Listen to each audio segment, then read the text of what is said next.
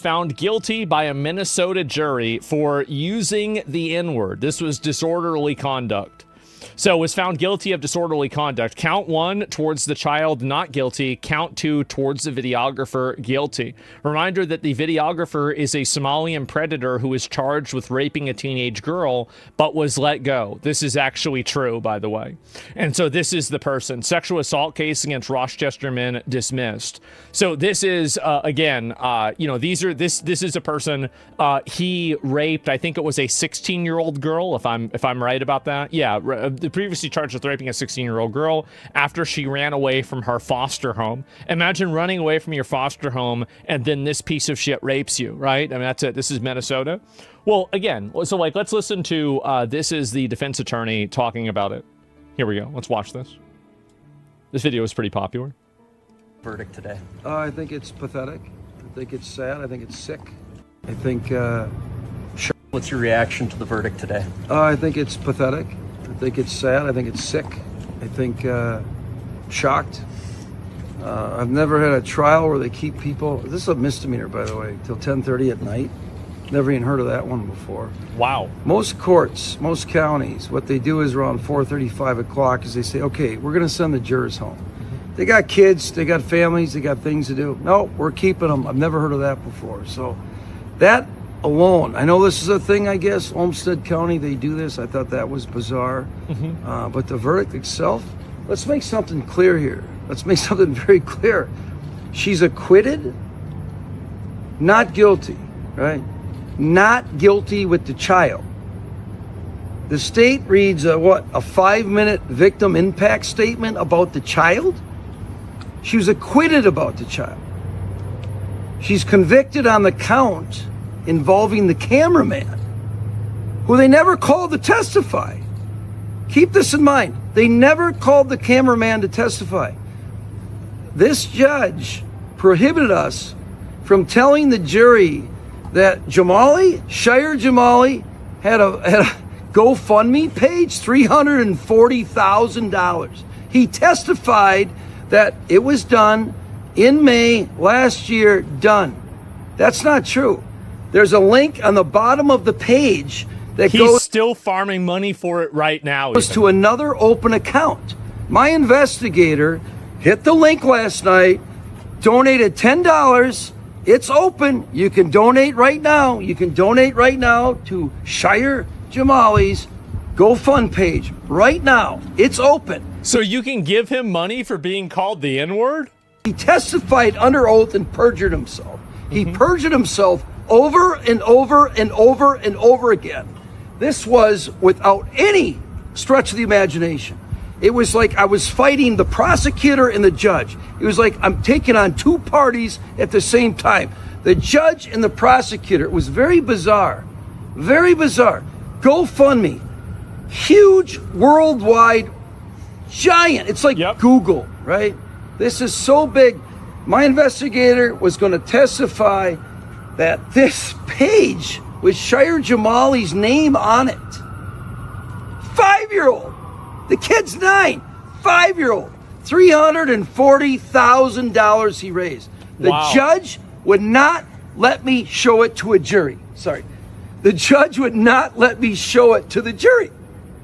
Okay? And if you go through any of you right now can go online right now, and the judge, like, you can't authenticate this. You can't lay foundation. This prosecutor is telling the judge, oh, how do we know this is real? How do we know this is real? So anyone can make this up. You can go online right now, today, right now, go on that page, unless they run and take it down, scroll down. He has an open GoFundMe.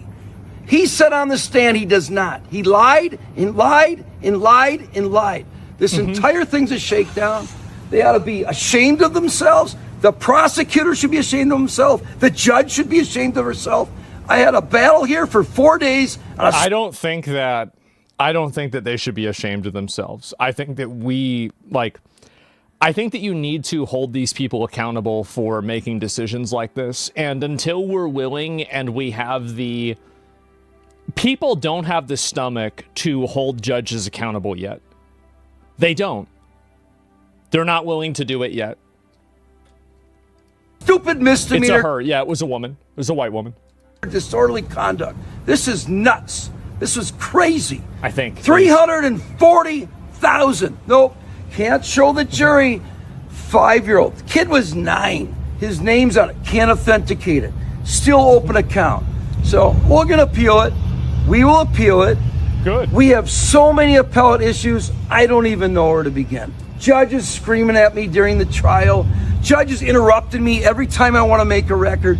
Judge says to me, Mr. Corrales, you keep wanting to make a record after I rule. This is crazy. Most rulings during a trial by a judge are made during the trial. And then when you take a break, you make a record, right? You take a break, you make a record. I kept asking. You're in there and you watch the trial. I kept asking. I need to make a record. I need to make a record. She'd get upset, run in the back. Get upset, run in the back. Your Honor, I need to make a record. The judge thinks a huge issue. It started piling up. All these objections started piling up. Your Honor, I need to make a record. I need to make a record. She'd run in the back. I'm like, Judge, we got to make a record. This is insane. This isn't law. This is a circus. This is monkey court. This is nuts, right? You make a record. The judge should come out and say, okay, I made my ruling, Mr. Corrales, what is your record you like to make? I try to make a record. She interrupts me from the beginning. Right from the start. Every time I tried to make a record, she interrupts me. Every single time. Every single time. I'm like, Your Honor, I'm trying to make a record. That's what we do as lawyers, right? I don't know if the lay people or the people in the community understand this. The way trials work is judges make rulings during trial. We don't want to interrupt the trial to make a record every time someone objects and there's a ruling. So when there's a break or you go to lunch or at the end of the day, you make a record. The judge is a middle-aged She wouldn't let white me make a woman? record. I would have never guessed. If you're in there, you heard it. She'd talk over me. It's a She'd shock. interrupt me. Wouldn't let me make a record. Over and over and over again. Why? Nope. She didn't want anybody to hear what? They didn't disclose the name of Shire Jamali until Monday. The first day of trial. No, I'm not done. Sorry. Until the first day of trial, they didn't even disclose his name. Think about that. How do you do that? A jury trial in the United States of America. I didn't get the name until Monday. When we started the trial, until Monday. And then my investigators do a record check. Then we uncover, oh my God, he's got this GoFundMe. 340,000. Mr. Corrales, a couple of things. Sure. According to the court, you agreed to those pre-trial terms about not getting the witnesses beforehand and... Did not agree to it. Here's the deal. I thought I was coming down here to try a free speech case. You all saw the video. I thought I was coming to Rochester to try a free speech case based on the video.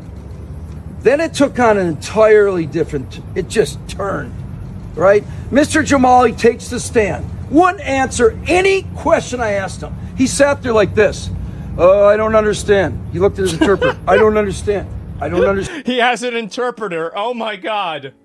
Understand. Of course. Over and over and over again. Is this the same one that raped a 16-year-old?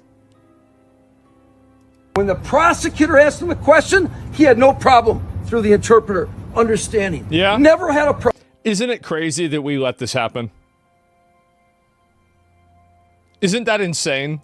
That like we have a child rapist that is now winning a court and needs an interpreter in court so we can put a woman in jail for calling him a mean word. That's where we're at. It's so frustrating. If it's really frustrating for you, then my best advice is to, next time, vote for the person that will make this go away. That's it. Vote for the person that will get rid of this. That's it. Because there is a way to get rid of this. It's actually super easy. Who? This is a 20-year process.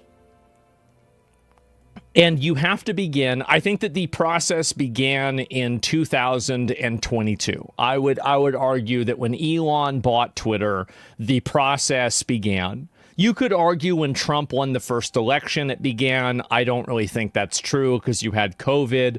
This is going to be a long process of systematically going after all of these groups of people and doing all of this. And I think that the American public, think about it like this, right?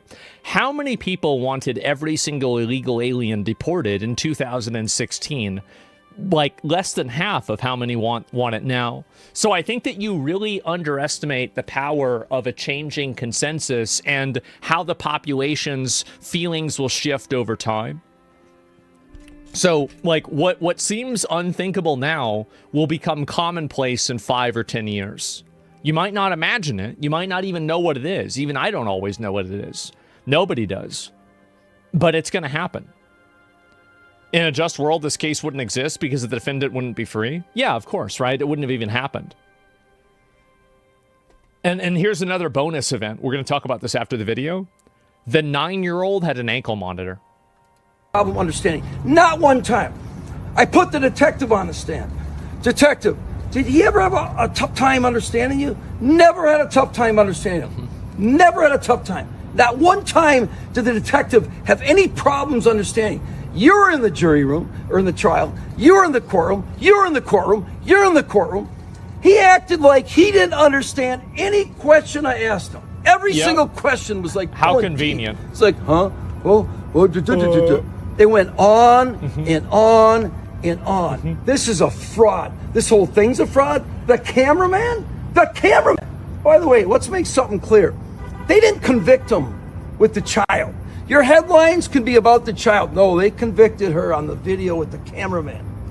The disorderly conduct. Yeah, you weren't being mean to the kid. You were being mean to the child rapist. Is about the cameraman. Right. And from what I understand about the cameraman, he has a GoFundMe. And his GoFundMe, hold on, his GoFundMe is he died. He has a GoFundMe that he died. Give money to the cameraman who died. And from what I understand, he's well alive. This whole thing is fucking bullshit. Mr. This is a. This whole thing is fucking bullshit. Mr. This is a fraud. This is a fraud upon the community. I love how he doesn't stop talking, the video just ends. Oh my God, I love this guy. What a fucking champion. He did his best, and at the end of the day, disorderly conduct. So this is what you remember what I've always said about how you can just apply laws in whatever way you want. So yeah, we have freedom of speech here, but you can also just look at certain types of speech as disorderly conduct. This is what I've always said before about how you need to weaponize these different systems and rules against people that dislike you. If you don't do that, they will do it to you. And that's what I think the biggest problem is. It's that conservatives and people that are Republicans that want to preserve the integrity of the country, care about the Constitution, etc., these people are looking to destroy the Constitution. They hate the Constitution. They hate the people that wrote the Constitution. They hate the people that came from the country that the Constitution founded, and they hate everything about it. They hate American values, and they want to get rid of them. Fundamentally, these people are an existential threat. They are. They're an existential threat. And if the guy saying he has a GoFundMe is saying he's dead, let the guy get taken down right now, well, he's probably not going to have anything happen to them, right? Because this is the issue. It's that inside of these groups of people, they don't care about hypocrisy. They don't care about double standards. They don't care about logic. They don't care about ethics. They don't care about anything. The only thing that they care about is power accumulation. They only care about winning or losing. Everything else besides that is totally secondary. So wait a second. We're told that Shiloh Hendrix had berated a child. That was allegedly the reason the Somali guy started filming and hassling her. But the jury acquitted her of disorderly conduct against the child and convicted her of disorderly conduct against the guy with the camera, which means that she didn't actually say anything to the kid. She was being harassed by the guy with the camera for no reason. And now she's being convicted of the crime of simply telling the guy to leave her alone. This is total madness. See, this is the thing that, like, people like, I would say even Matt Walsh don't understand. You think that it's madness because you are looking at it from the frame of reference of a Western mind. This is not the way that they see things. They look at it as we won because she lost. There is a pure winner and loser mentality. And unless you are willing to get down in the dirt and deal with them on that level, then it's not going to matter. It's immigrant protection. Yes, exactly. That's really what it is. And so, get ready for this. Yeah, this is the judge in the case, by the way. Well, I haven't seen the judge. I'll look at this here.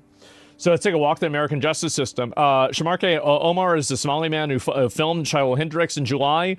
If January 2022, him and another Somali man, quote, allegedly spent 2 days raping an underage foster care runaway in a trailer, keeping her falsely imprisoned. This is what this person did. In March 2025, all charges were dismissed in the interest of justice. Weeks later, after he gets the charges dismissed, he turned his camera phone onto the playground after a young Somali thief attempted to steal a white mom, Shiloh Hendrix, and began haranguing that white mom for saying the word, the N-word, right? Omar demanded that Hendrix repeat the word on camera, which she did 4 times, and Omar said the word 5 times in less than a 1-minute video. 4 months later, multiple disorderly conduct charges were maliciously brought against her on the playground incident, in which she was the only victim and Sharmike Omar was the videographer. Then last night, she was convicted specifically for saying the N-word to Sharmike Omar after he demanded she say it, and he himself said it repeatedly. Her sentence is $1,000. That's not a big deal. And 200 hours of community service. 200 hours. Look at that. Isn't that insane? That's crazy. That's like an entire month's of work. Think about that. You work 40 hours a week. That's 180 hours. Or sorry, it's more. It's more. Holy shit, I didn't think about that. Yeah, it's even more almost. Yeah, it's only 160. God damn. So, yeah, look at this here. And by the way, Sharmike Omar was never called to testify in the trial.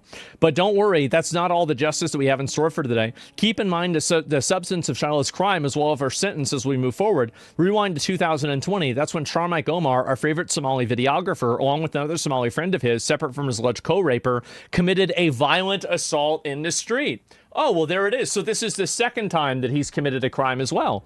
Omar threw a rock at a car and then beat the 16-year-old driver. A bystander tried to intervene, but Omar's accomplice threatened him with a knife. For this, Sharmike Omar was charged with merely disorderly conduct.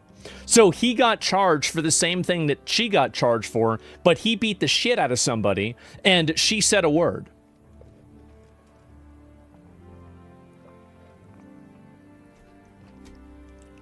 Oh my God. Are you shitting me? Yep. You can't make this shit up, man? Yes, exactly. For hurling a deadly weapon at a vehicle, then beating a teenage driver while his criminal pal held off onlookers at knife point, Omar faced the exact same charge Shiloh Hendrix faced for saying a word that Omar asked her to say as she held her child in her arms and fled the playground before Omar could assault her too. Like Shiloh Hendrix, Sharmike Omar was convicted of this count of disorderly conduct, a $200 fine. So let me get this straight. So he wasn't convicted of any community service whenever he threw a rock at a car and beat the shit out of the person in the car, but she was convicted with the same fine with an additional 200 hours of community service? I can't say what I think we should do. I can't say it. But maybe in 10 years, there'll be a person who's going to run for government who will do it. Maybe.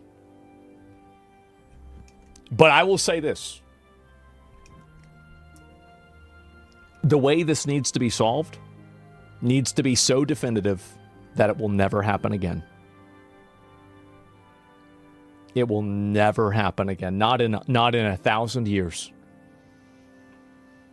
And I think that's true, right? If you approach this in the way that it should be approached, I think that that's exactly what would happen. But unfortunately, the public doesn't have the stomach for that. I think over time they will acquiesce and they will realize that this is what has to be done. But right now, that's not the case. That's really about it. Let me see if I can find this here. And that's to be pulled out by the roots. The judge and Rita rapist should be locked in the same cell. So the USA is on its way as getting as bad as Europe then? Yeah, I mean, like, obviously. So anyway, rape an underage foster child for 2 days allegedly. Clean slate. Hurl a deadly weapon at a car and assault a driver. $200. Say a word to an accused rapist and kidnapper and a convicted violent criminal who demands you say it while saying it himself. $1,000 and 200 hours, not to mention the international infamy. Could it be the anti-white standard more egregious? The reason why there's an anti-white standard is because white people are unwilling to stand up for themselves. White people are unwilling to acknowledge and call out that very clearly there is an anti-white sentiment in these court proceedings, and very clearly this is being applied in an unfair way. It is a two-tier justice system, the same as they have in Europe, at least some countries in Europe. And ultimately, until white people have the have the willingness to call this out and talk about it, you're going to keep having these problems happen. That's it. Bet I do it every chance I get. Well, the thing is that there aren't enough of us yet. There's not enough of us yet. And also, like, here's another thing too, is that, like, if you are another race of person and you think that these people won't get to you, they will get to you, because it's just going to be different. This is the world. This is the future of a world that is made by these people. It's different racial interest groups exercising own group preference to pervert the justice system and other types of legal and governmental systems to provide advantages for themselves and people like them. This isn't any one group that's doing this. This is just simply a meta-level problem that affects everybody. So if you're Black, if you're Hispanic, Asian, even if you're Somalian, there are going to be times where another group has control of this justice system and they're doing it, and then they do it against you. You are looking at a free-for-all battle royale if this is not addressed and dealt with. This is a meta-level problem that affects everybody. Why people need to become tribal? Well, I don't think tribalism is good, but when you get treated like a tribe, you have to acknowledge that and realize it. And I think that people are in denial of it because they're unwilling to acknowledge that white people are being treated in a negative way. That's the reason why. They're afraid of acknowledging that because they think that if they say that, they'll be called a racist. People are more afraid of being called a racist than putting a rapist in jail. That's the world that we live in inside of America. And by the way, all of this is downstream from universal suffrage. We would never have any of these problems at all if we didn't let everybody vote. The fact that everybody can vote is the genesis of every single one of these issues. If you took and you did the original Constitution voting and you only had landowners voting and people that had money, etc., you would not have a single one of these fucking problems ever. It is only because of that. Universal suffrage enables every other problem like this. And people might not be ready for that one. I think that one's going to take longer than 10 years for people to get ready for it, right? But as time goes on, I think that people will begin to realize that it is unfortunately very, very true. Also, I'm going to look and show you this too, because this is what's so crazy, is that the kid, I don't know if I have the link to it as well. Yeah, here it is. It's the first one. The 9-year-old who stole from Shiloh was wearing a fucking ankle monitor. The child wears a tracking device provided by the Rochester Police Department because of his risk to wander off. He does not follow any rules because he does not understand rules. The kid had an ankle monitor. Oh my God.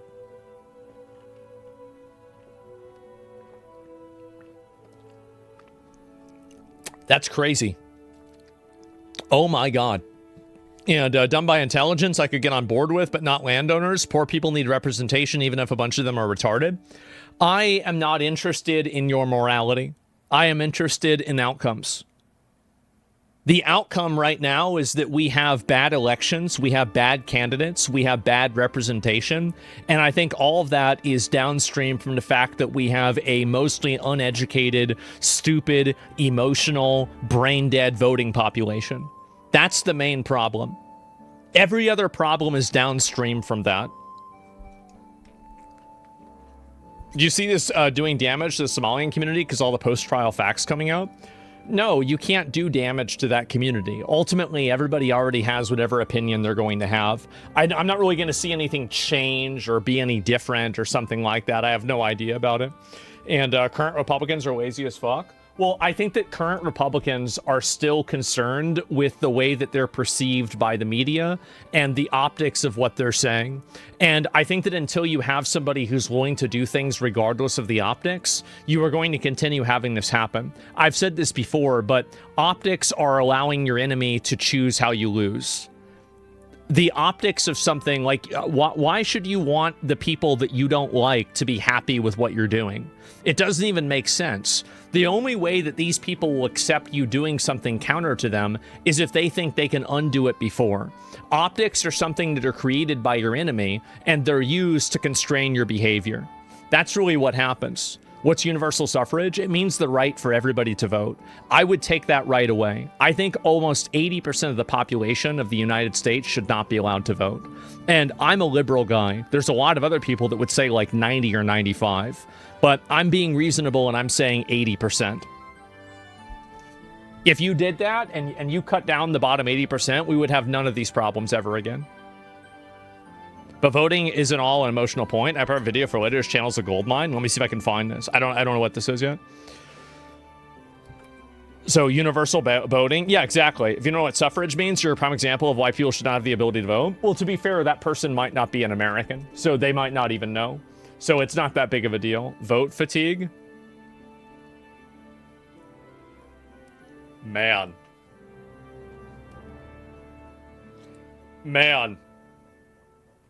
That's crazy.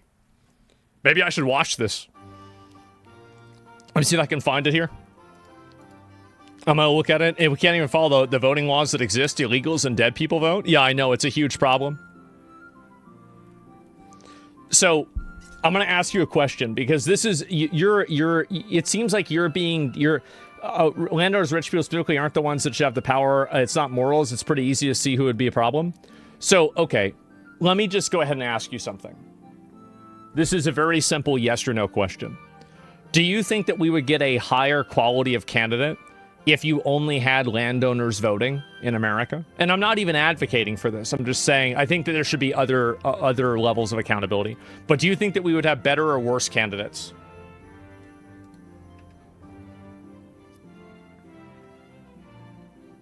I'll take it highlighted. Because people that respond by just telling me that I'm wrong, I don't really want to have that in my chat. I have no problem with people that want to present a different argument, but I don't want to listen to somebody just simply telling me and spamming me that I'm wrong. It's annoying and I don't like it. No, I see your thought here, but probably worse. I disagree. I completely disagree. Like Grizzly with his take, what about the younger generation? Do you really want to have a bunch of 19-year-olds voting that don't know anything? That have like gone to school and they've been taught by their teachers that there's like 72 genders? Do you really want to have that happen? So this is what I would do. If you really want my, like, how would I actually structure out voting? I would remove anybody who is not a net positive taxpayer from voting. So only net positive taxpayers could vote. I would make a civics test. I would do an IQ test. And if you weren't able to score in the, I would say, 60th percentile, you just simply don't have the right to vote. If you're stupid, you can't vote. It's that simple. I'd probably invent a couple other things too, like a few like ethics and morality things, like the trolley problem and stuff like that. And if you can't easily solve these problems, you don't have the capacity to make a decision for large groups of people.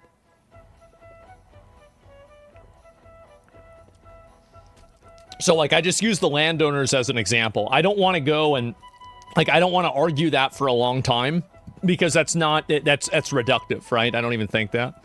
And what about the women voting? I don't think that women voting is necessarily the issue, but I think that women are, on average, a lot more susceptible to emotional messaging and to that type of manipulation than men are. I think that this is biological.